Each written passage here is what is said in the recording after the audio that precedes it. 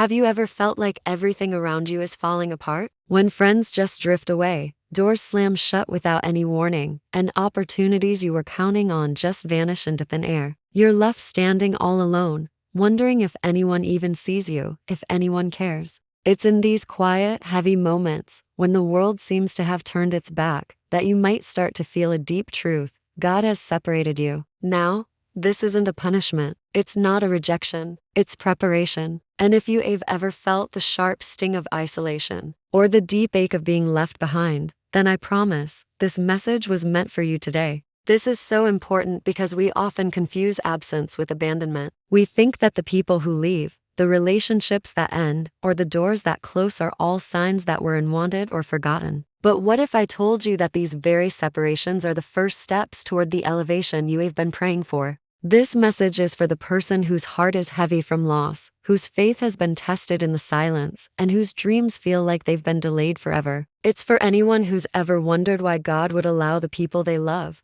or the things they desire most, to just slip away, leaving behind a void that feels unbearable. There's a story that plays out so often in the hearts of those who are waiting. You give your all, you trust deeply, and yet, life unfolds in ways you never, ever expected. A friend disappears right when you needed their support the most. A plan you were so sure of falls apart at the last minute. The path you thought you were on suddenly becomes uncertain, confusing, and honestly, pretty frightening. In those moments, your mind just races with questions. Why me? Why now? How could this happen? The tension between trying to trust God and feeling completely abandoned can be almost too much to handle. You want to scream, to demand answers, to hold on to the life you imagined, but it just slips through your fingers. But this separation, as painful as it feels, is not random. God doesn't elevate people who are distracted, who are dependent on the wrong things, or who are weighed down by the noise of the world. He elevates those who have been refined, who have been taught patience, resilience, and a deeper kind of trust. When He separates you, He is carefully removing what distracts you from your purpose, from your true calling.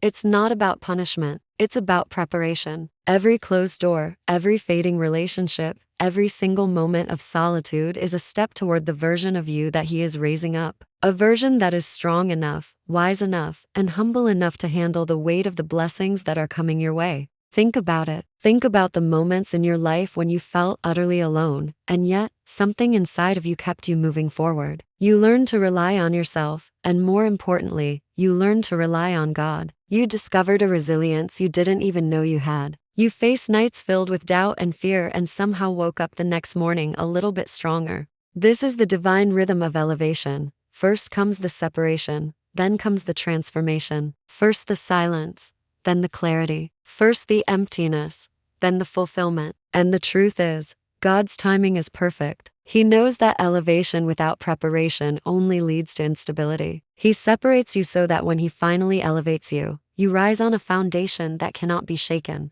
And then, one day, the realization hits you. It's a turning point that shifts everything. You begin to see that the people you thought you lost were never meant to walk with you to your next level. The doors that closed weren't shutting you out. They were clearing the way for something better. And the loneliness, as heavy as it was, became the very thing that forged your strength, your patience, and your unwavering faith. You realize that elevation isn't about getting everything you want instantly. It's about being ready for what God has prepared for you. And the preparation, the separation, the quiet refinement, all of it was for your good, even when it didn't feel like it at the time. So if you feel separated, abandoned, or left behind today, please don't despair. This is just the beginning of a new chapter, one where God is positioning you for the elevation that's meant for your life. Embrace the solitude, trust the process, and know that every step of this preparation is bringing you closer to your purpose. Because God doesn't elevate the distracted, the unprepared, or the complacent. He elevates those who have been refined in the fire,